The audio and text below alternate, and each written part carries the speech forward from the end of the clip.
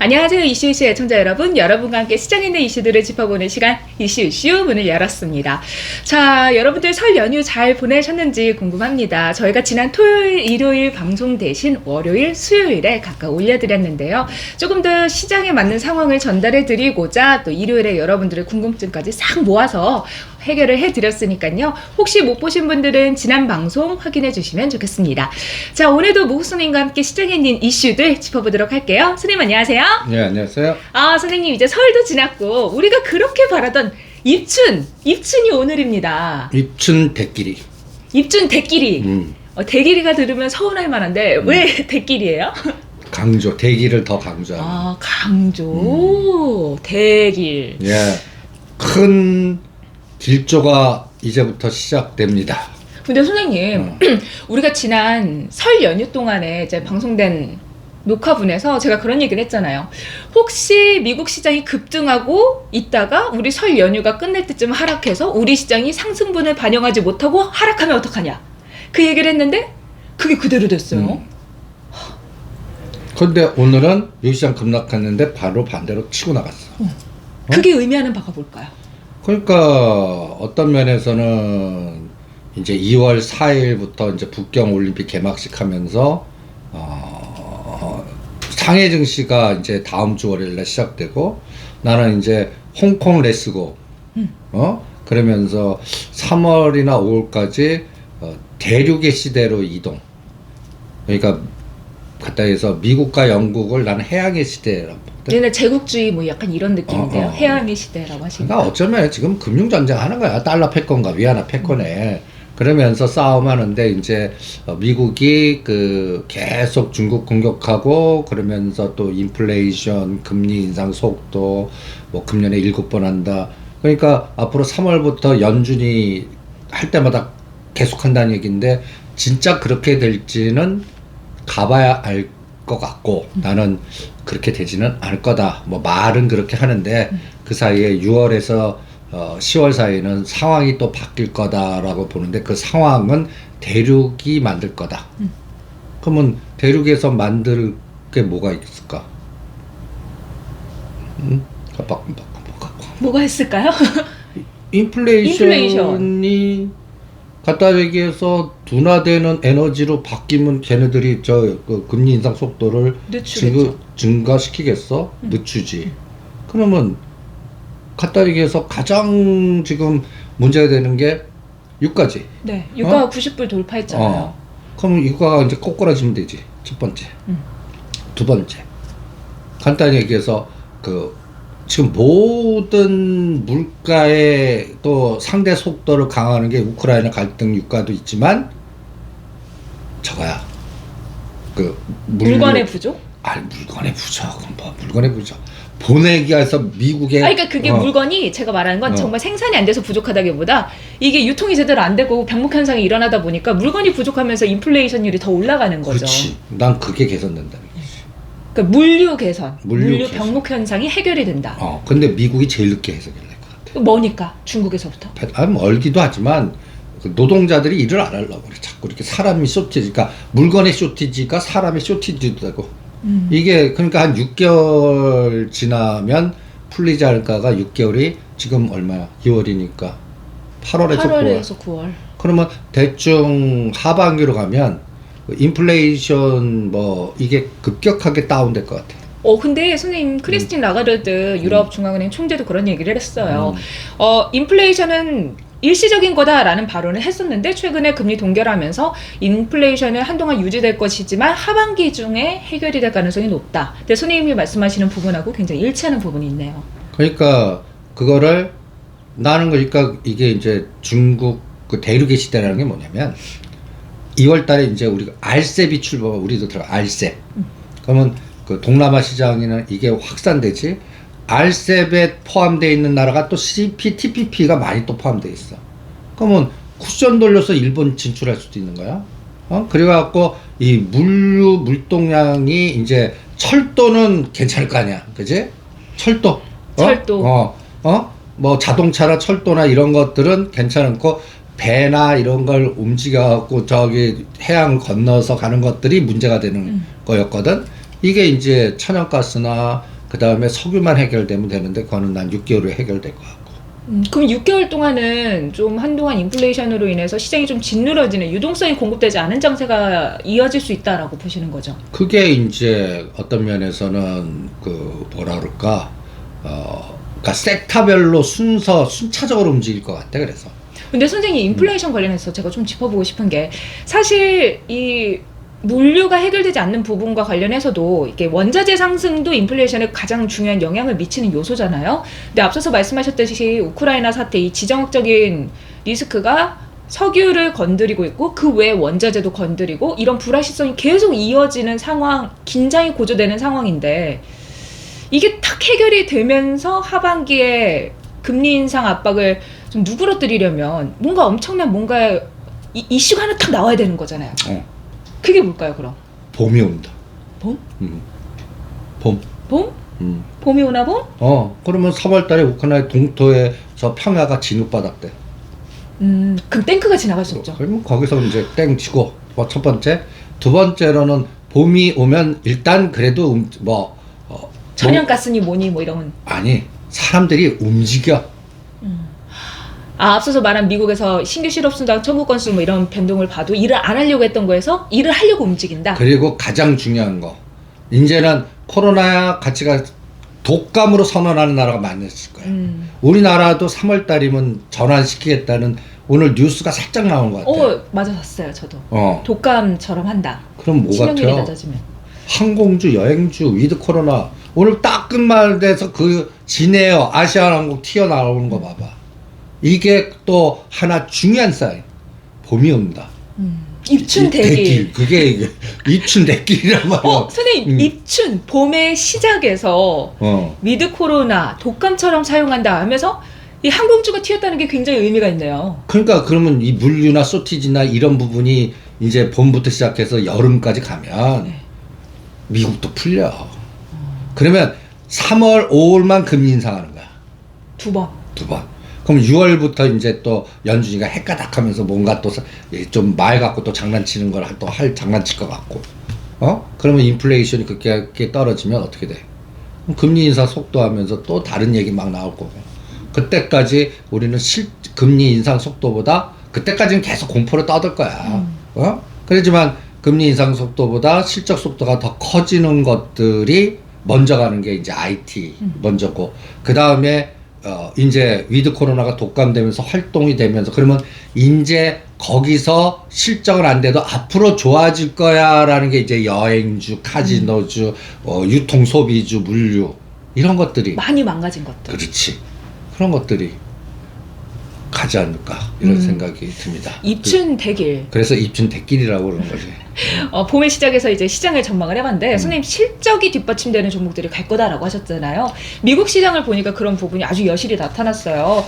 메타로 이름을 바꾼 이 페이스북의 모기업인 메타가 실적이 굉장히 안 좋게 나오면서 27% 급락을 했습니다. 박살났지. 역사상 최대 규모의 하락이라고 하더라고요. 근데 실적적인 측면을 봤을 때 실질적으로 페이스북을 사용하는 사용자 수도 감소를 했지만 메타버스 사업인 리얼리티 랩스가 100억 달러 이상의 손실을 기록을 했다. 이런 부분이 발목을 잡았다는 평가를 받고 있어요. 그리고 페이스북이 그 전환을 뭔가 이렇게 속도가 늦어. 그리고 그 광고나 이런 데서 틱톡이나 다른 데 빼서 하는 게 또 너무 많고. 그러니까 그리고 약간 페이스북이 정치 색깔 약간 탄 것도 문제가 되는 것 같고. 근데 그럼 선생님 페이스북이 이렇게 하락했다는 거는 기술주의 하락으로 우리가 이어지면서 우리 종목들의 기술주들 이렇게 좀 No. 메타 한정. 페이스북 한정. 오히려 그것 때문에 오히려 컨텐츠나 게임이나 이런 거 아직도 멀었어. 이렇게 가보고 오히려 메타가 빨리 오죽하면 실적이 나빴겠어. 심지어 이름 바꿨는데도 매출이 그쪽이 안 됐다는 얘기야. 네네. 그러면 다른 데는 더 심하지 않겠어. 그러니까 오히려 그 플랫폼에서 이제 미국은 구글, 그 다음에 애플, 가장 중요한 게 나는 아마존. 아마존. 제가 또 아마존을 또 체크를 해왔죠, 선생님. 페이스북이 미국 역사상 최대 규모로 하락폭을 기록을 했다라고 하는 그날 아마존이 미국에서 14% 시간에서 급등을 하면서 1일 증가폭으로 미국 사상 최대 상승을 기록을 했다라고 합니다. 시총이 239조 급증을 했는데 약 2,000달러라고 하네요. 근데 실적이 굉장히 잘 나왔는데 순이익이 4분기에 무려 1,430억 달러. 전년 동기 대비 2배를 기록했다고 합니다. 그럼 아마존이 상승을 했다는 건 또 우리가 우리 시장에 어떤 인사이트로 이어나갈 수 있을까요? 이게 물류. 물류. 그래서 우리 코리아 센터든 또 유통 소비주든 이게 이제 그다음에 이게 전자 상거래든 이런 것들이 같이 연결돼서 하나 에너지를 주는가가 또 하나의 입춘대길 이후에 하나의 전환점이 또 될 것 같고. 그래서 아마존이 가면 우리나라 뚱딴지 같은 생각이 들겠지만 저게 가치가 호텔. 근데 선생님 아마존은 물건을 쇼핑. 사는 건데 호텔하고 쇼핑은 직접 가서 쇼핑을 하는 거잖아요. 그러니까 이거를 물류라는 큰 화두를 하나 집어넣고 네. 그 다음에 여기에 부분 집합으로 북경 올림픽 시작. 그 다음에 아마존이 앞으로 그동안 거의 1년 반 동안 못 갔어. 아, 아마존 얘기를 들어본 적이 없어요. 그게 급락했다 이제 터닝 포인트를 주는데 아마존이라는 게 기본적으로 플랫폼이거든. 거기에서 또 물류 모든 전 세계 모든 상품이 아마존에 그리고 또 사업자도 개인 사업자도 있고 그래갖고 그 연골고리가 그러면 아마존이라는 게 나는 중국의 제조 상품에 대한 시장이라고 봐. 아마존 내에서 메이드 인 차이나 그거 갖다 해서 아마존 상품도 쫙 봐봐. 응? 그러면 오히려 그 물류가 막혔던 게 풀리면서 아마존 주가가 간다는 얘기는 어떤 면에서는 미국의 소비 시장이 돌아가기 시작한다는 얘기예요. 다시 상승하기 시작한다. 봄이 오고 있다. 거기도 그게 굉장히 중요할 거. 그러면 전자 상거래라든지 이런 것들이 굉장히 활발하게 움직일 것 같고 그 다음에 또 하나 또 중요한 또 아마존 갈 때 난 같이 볼래. 소피파이하고 우리나라는 코리아 센터 이런 것들 그리고 우리나라도 소비 유통 플랫폼들 그러니까 그동안 제일 또 못 간 게 우리나라는 또 쇼핑 관련 롯데 쇼핑이나 또 그 면세점 관련주 그 다음에 또 그 뭐라고 그러죠 편의점 이런 것들도 가만 보면 위드 코로나 그 문제 때문에 그러다가 아주 지금 바닥권에서 아주 그냥 끔찍해진 종목들이 많거든. 네. 이런 것들이 같이 움직여주면 이게 같이 뭉쳐서 갈 수 있어. 여행, 소비, 물류 이게 어떤 면에서는 내수잖아. 이게 겨울에서 코로나 때문에 암만 뭐 온라인이 뭐 되고 막 이렇게 하더라도 물건이 온라인 주문인데 오지를 않는 거지. 근데 이게 이제 물건 풀려나면서 위드 코로나 돼갖고 봄이 되고 다 녹아나면 배도 이제 정상적이 되고 사람들이 몰렸던 그 유통 소비에 참여하던 인적의 자원들이 다시 증가하면서 뭔가 풀어지는 속도가 미국은 6개월, 대륙은 3월부터 바로. 나는 대륙은 6개월, 미국은 6개월, 대륙은 3월에서 6월인 이유는 배 움직임 때문인 건가요? 아니지. 중국이나 이 동남아, 유럽은 기차로 왔다 갔다 그러니까 하잖아. 거기는 기차인데 여기는 배로 가야 되니까 그러니까 여기는 1개월, 여기는 6개월. 근데 선생님 아마존이라고 하면 위드 코로나 이제 코로나 수혜주 뭐 이렇게 언택트 수혜주 이렇게 느껴지잖아요. 근데 그렇게 접근하는 것보다 이제 소비가 살아나는 거 전반에 걸쳐서 이제 그게 큰 착각 같아. 그럼 위드 코로나 시대 때 아마존이 작년 9월달 고점 찍고 왜 안 갔어? 왜 안 갔어? 작년 9월 이후로 왜안 메타가 가서 메타버스, NFT 이런 애들이 그런 거는 왜 갔고 컨텐츠나 이런 건 왜 갔고 오히려 미국 시장에서 위드 코로나 관련주를 하는 게 오히려 기술주 성장주가 같지 오히려 이런 걸 가진 않았다고. 지금 갖다 소피파이나 아마존 보면 한번 네가 근데 우리가 생각할 때 아마존이라고 하면 온라인 쇼핑의 대명사이니까 이게 코로나 시대에 굉장히 수혜를 받아서 마치 쿠팡 관련주들처럼 상승을 하지 않았을까 싶은데 이제 9월 이후로 움직이지 않았다라는 말씀이시잖아요. 그러니까 그게 물류가 정상화되지 않았다는 얘기하고 똑같지 않겠어? 물건을 팔아야 되는데 어. 물건이 안 오니까 실제 수익이 나지 않았다? 뭐 여러 가지 뭐든 그런 그 이유들이 있어서. 이유들이 형성이 그 됐겠지. 시장의 움직임 자체도 언택트 컨택트 수혜주로 그때 한창 몰이가 되지 않고 그냥 NFT나 이런 쪽으로 쏠렸던 것 같아요. 시장의 분위기. 봐봐, 여기가 작년 9월이야. 코로나, 그러니까 미국의 주식을 일단 2020년 3월 팬데믹 시작부터 시작해서 네. 그때의 얘 주가가 얼마였냐면 코로나 팬데믹 시작 2020년 3월. 1,700불 정도 돼. 음. 얘가 저기 3,000불까지 갔어. 네. 9월 달에. 네. 그러고 나서는 2020년 9월에 2020년 9월부터 2021년 9월, 그럼 1년 됐지? 횡보했죠. 그냥 박스야. 그러다가 상단 3,500불, 하단 2,800불. 네. 그러다가 요번에 그걸 한번 깼어. 심지어 가지도 않은 게. 이게 박스잖아. 근데 2020년 9월 달에 테슬라 샀다 그러면 얼마인지 알아? 이 테슬라가 2020년 9월에 얼마죠? 450불. 그래, 천슬라 가격 훨씬 전. 450불, 500불. 그 1200불까지. 그러니까 이 미국 서학개미들이 와 미국 큰 수익 났다 아마존 사지면 돌아버리는 거야. 나는 이게 뭐야? 얘네들은 뭐 애플이나 테슬라나 이런 것들을 더블 먹었다고 그러는데 심지어는 나스닥 인덱스보다 못해. 그런데 이제 이게 가주는 게 이제 나는 갖다 얘기해서 물류가 다시 정상화됐다. 그런 시작이다. 그럼 선생님 우리 시작에서 이 아마존이 상승하면서 수혜를 받았던 종목이 코리아 센터 오늘 좀 급등을 해서 움직임을 보여줬는데 그동안 좀 많이 선생님 기준은 급등 뭐 30% 상한가겠지만 우리는 양봉에 아니, 굶주려서 더블 가야 돼. 한 5% 7%만 돼도 급등했어 라는 느낌이 들어요. 나는 30% 봐. 그래도 코리아 센터 선생님이 많이 좀 하락을 했었잖아요. 10,000원, 5,000원 봐. 그럼 지금 좀 상승 나올 때 팔았다 좀 밑에서 다시 살까요? 자요 그냥? 그냥 자. 5,000원, 10,000원 사이는 자. 자요? 저기 뭐야, 덱스타 같이 똑같아. 5,000원, 10,000원 자면 40,000원, 50,000원에 팔 수 있어. 응? 5,000원, 10,000원에 트레이딩 하면 10,000원 전에 다 털려. 이런 것들이 나중에 보면 유바이로스나 덱스터나 다나 같은 종목이 될 텐데, 그거를 뭐 5,000원 해서 9,000원 사이, 뭐 30% 50% 먹었다고 왜 매매? 그래서 사람 심리는 그래요.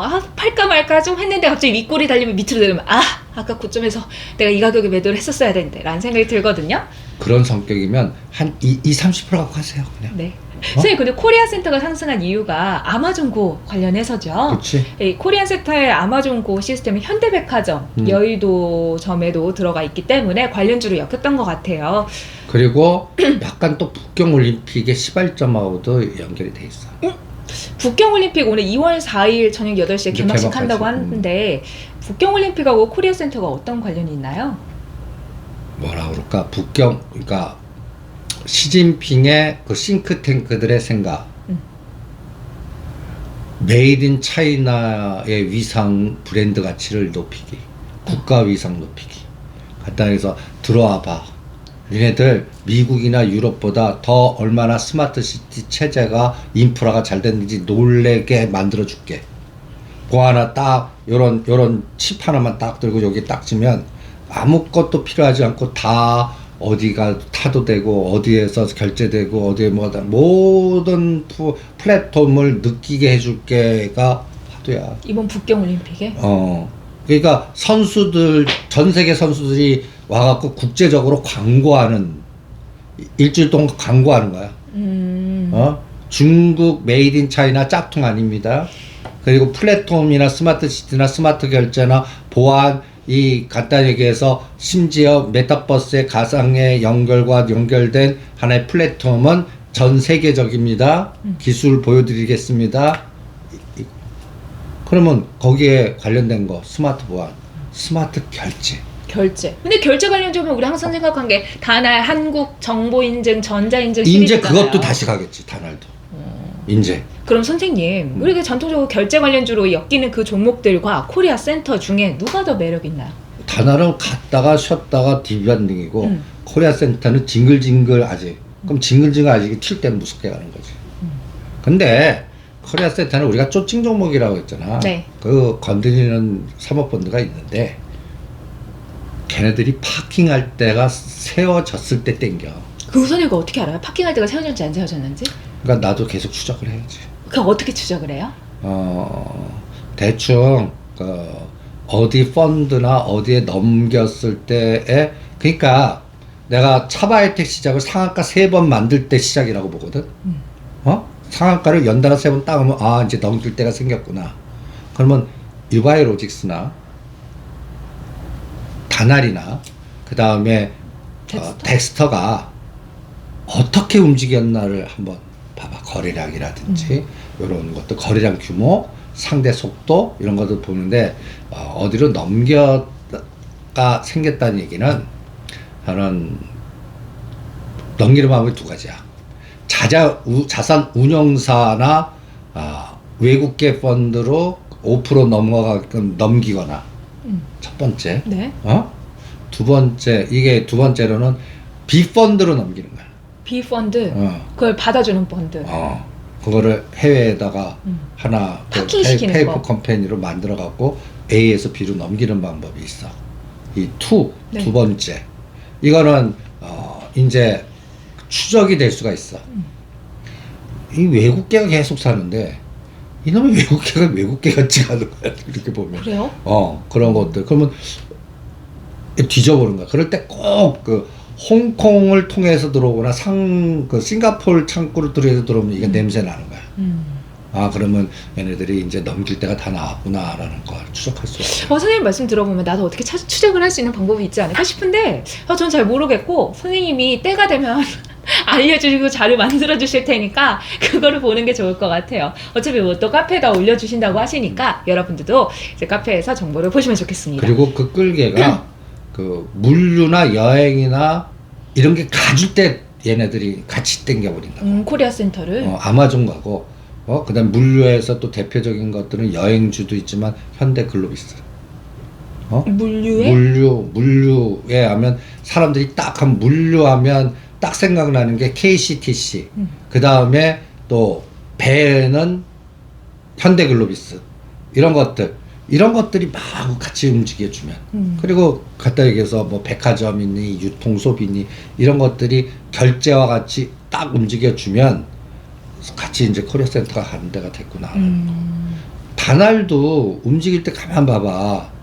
그때 비트코인, 비덴트, 결제, 그리고 약간 누구 얹혔고, 또 그 선전 나오면 오징어 게임 할 때 그 주인공인 노상 무슨 코인, 그러니까 TV만 나오면 뭐 맞아요. 그냥 노상 광고 때리냐. 그게 무슨 코인이었지? 이름 까먹었다. 보이는 워낙 많아가지고. 이정재가 나와갖고 그냥 노상하는 그 선전, 그럴 때 한번 쫙 땡기잖아. 분위기가 형성이 됐을 때. 그러니까 그런 판이 짜져야 돼요.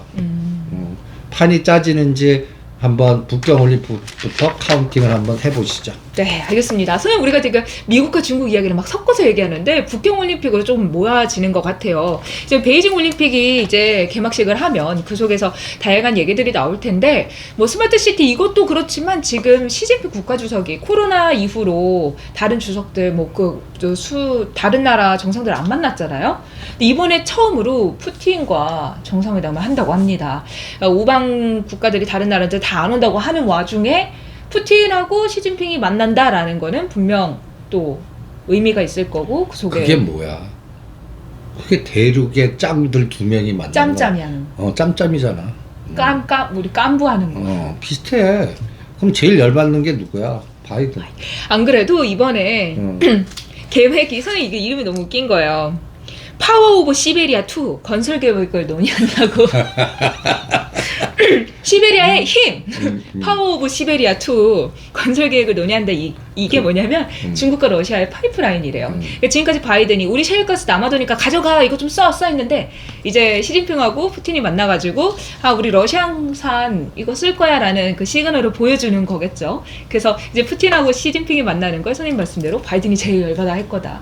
그래서 지금 바이든은 빨리 불질러갖고 우크라이나의 대리전, 국지전 잡고 이 불질러야 되는데 그게 뜻대로 안 되는 거야. 그러면 이 천연가스 러시아에서 유럽 주는 거 문제가 생기면 아시아로 가는 거를 우리가 지금 이쪽으로 주도록 하겠다. 막 이렇게 얘기하면서 계속 리스크를 부각시키는 게 둘이 잘 될 것 같으니까 그러는 건가요? 그치, 둘이 잘 됐고 심지어 유럽마저도 끌고 갈까 봐. 판에? 지금 중동도 메이드 인 차이나 쪽으로 지금 사우디나 카타르나 이런 쪽이, 그러니까 잘못하면 미국의 아프가니스탄 철수하면서 미국의 에너지가 중동에선 실패한 것 같아. 응? 중동에서는. 근데 그나마 유럽마저도 건건별로 지금 나토가 있고 우크라이나 뭐 있어서 군사적이나 경제적인 거 부분으로는 프랑스나 이런 데 그래도 미국 눈치 보거든. 그런데 이 파이프라인 모든 공급라인이 다 전개가 완성되면서 진짜 대륙의 시대의 거점이 두 짱이 붙어갖고 악수 딱 하면서 어떤 면에서는 이게 굉장히 미국의 셰일가스나 군수 복합체한테는 치명적인 거야. 그 다음에 또 하나는 이게 되면 북극 항로가 생겨버려. 북극 항로. 그러면 패권의 이동이 돼버려. 그러면 참 제일 답답한, 그러면 중간 선거 바이든 패배해. 그럼 이제 트럼프가 다시 그러면 나오는 또 그 아저씨가 또 강대강의 느낌으로. 그러니까 이 중간 선거가 언제지 알아? 9월? 11월입니다. 11월. 그러면 요번 내가 왜 연준이 3월, 5월을 하는데 6월부터는 이게 11월 그 중간선거 딱 코앞인데 요때 바람의 방향이 이제 아까 그 북경올림픽 이후에 요 바람이 일로 몰렸어. 그리고 동남아 쪽이 막 흥해. 그리고 이제 알셈 뭐 이런 거 알셈이 막 하고 일본이 약간 배신을 하는 거야. 응? 걔네들도 돈을 먹어야 될 거 아니야. 그러니까 어떤 면에서 지금 우리하고 일본하고는 지금 완전히 뭐 난리치잖아. 난 이것도 주역의 사상으로는 극즉반이야. 계속 하면 난리치지.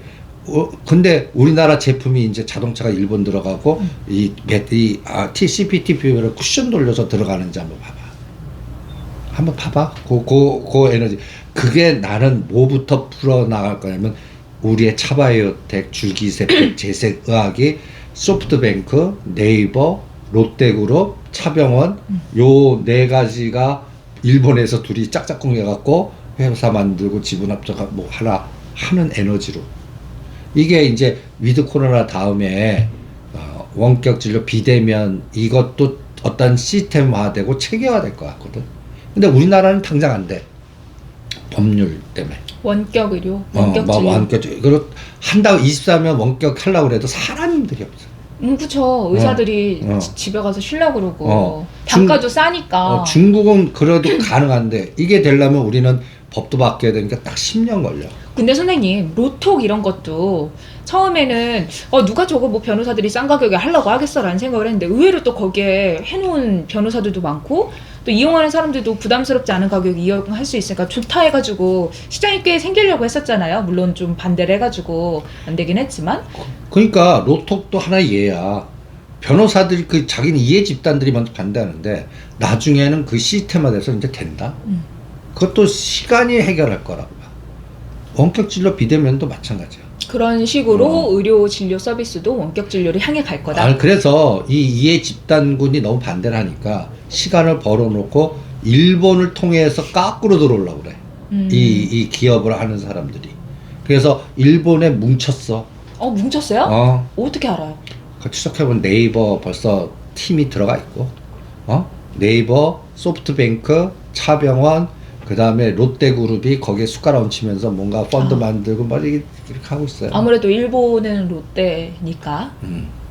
그래서 그 개념을 추적하시면 2022년도에서 2025년도의 그림이 딱 나올 거라고. 그래서 나는 다음 정부터는 대일 관계 관련 수혜주. 일본과 지금 어차피 이제 하면 또 우리가 진짜 여행 또 갈 거다 일본. 그쵸. 뭐 다 가죠. 그러면 요게 위드 코로나 비슷해. 이제 여행이 뚫렸어. 그게 신호탄이 될 것 같고 또 하나는 아주 미묘한 게 하나 있는데 뭐죠? 이거 봤냐? 대륙붕 부근에서 큰 일본이 무슨 밑에 천연가스 뭐 이렇게 발견해가지고 뭐 판다. 이거 팔려면 우리가 거기다 숟가락 얹어 우리 거라고 주장할 수가 있어. 그럼 이 분쟁을 해결해야 돼 이놈들. 그러면 이게 굉장히 어마무시하게 큰 거 같은 첩보들이 있어. 그럼 우리나라도 잘하면 천연가스나 이런 거에 산유 뭔가 그럴 때 지분을 나눠야 돼. 그러면 일본이 지네 거를 주장해도 우리가 우리 거다 하면서 이거 갖고 싸울 수 있거든. 네. 그러면 얘네들도 개발 못하고 우리도 그러면 하니까 얘네들이 어떤 면에서는 그럼 타협하자. 이 안으로 가나 봐. 요게 어쩌면 이건 일본의 정권도 바뀌게 할 수 있는 그 아베나 이런 걸부터 해갖고 내려왔던 게 극우적인 성향을 이제 조금 바꾸면서 그러면 일본도 앞으로 3년이나 5년 후에는 정권의 색깔이 한번 바뀌나 보자고. 그러면 지금 아베 라인에서 싹 바뀔 때 친한으로 싹 바뀌어 또. 그럼 선생님, 근데 일본 반일 정서 관련해서는 수혜주 하면은 뭐 모나미 막 이렇게 생각나는 것들이 있는데 친일 관련해서 일본과 관련해서 우호적인 관계일 때 수혜를 받을 수 있는 건 어떤 것들이 있을까? 여행주 제외하고. 우리가 계속 강조해 롯데그룹이 롯데그룹. 그렇죠. 일본 기업 이런 막 맨날 함께 있으면 소중한 걸 몰라. 그냥 있다 보니까. 롯데지주, 롯데호텔 다 일본. 근데 그냥 엄밀히 말하면 롯데그룹은 그 일본 롯데홀딩스와의 관계를 끊으려고 하잖아요. 신흥민 회장도 약간 그거를 상장을 통해서 그거를 끊는 게 아니라 끊을 수 없어. L이라고 하는 시리즈가 다 들여다보면 다 일본 애들이 다. 그렇죠. 그러니까 끊을 수 없어. 그냥 신동빈, 신동주 구획을 나누는 거야. 그거 교통정리 이제 끝난 거야. 그게 됐을 지연정 일본의 그게 가장 많이 좀 가까이 있는 그룹이 롯데그룹이라서 일본과의 관계가 회복이 되고 좋아지면서 이런 것들이 다양한 비즈니스가 되면 롯데그룹이 수혜를 받을 수 있다. 그래서 3만 원 아래짜리가 롯데 지주 시간 여행을 7만 원, 10만 원 보는 게 그 에너지가 들어와야 되거든. 그래 롯데그룹은 좀 그 에너지가 좀 잘 들어왔으면 좋겠어요. 지금 몇 년째예요? 7년째. 지금 제가 어제 롯데백화점 앞에 버스를 기다리는데 백화점 앞에 2009년에 묻은 타임캡슐이 있더라고요. 그래? 2029년에 열어본대요. 뭘 집어넣는데? 모른대요. 2029년에 뿅 하고 공개를 할 거래요. 근데 거기에 뭔가 그런 거 있었으면 좋겠어. 롯데그룹 주가 얼마 있다, 얼마까지 올랐다, 막 이런 거 묻어놨으면 2029년에 열었을 때 우린 달성을 했군, 뭐 이런 것처럼. 우리 2029년, 2029년이 2030년 우리 목표의 그 시간 아니야? 네, 1년 없어요. 1년 없지. 네. 마이너스 1. 그때 롯데그룹 주가 열어보자고. 알겠습니다. 타임캡슐보다 늦게 오네요. 그 전에 열 수도 있어, 우리 주가가. 그치. 알겠습니다. 자, 그럼 선생님, 롯데지주 우선주 그냥 지금 보유? 그리고 추가 사셔도 좋습니다. 3만 원에선 바겟 세일. 그래도 선생님 무조건 더블 상가.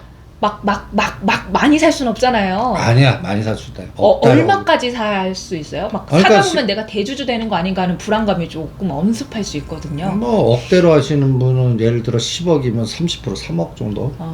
그러니까 333 전략으로 가도 돼. 롯데지주 하나, 차병원, 차화이트 하나, 그 다음에 뭐 코리아센터 하나, 아니면 IT가 있으니까 IT 중에 시간여행 할 거 하나, 뭐 이렇게 하셔도 돼. 선생님, 롯데 쇼핑은 어떨까요? 롯데 쇼핑이나 롯데지주나.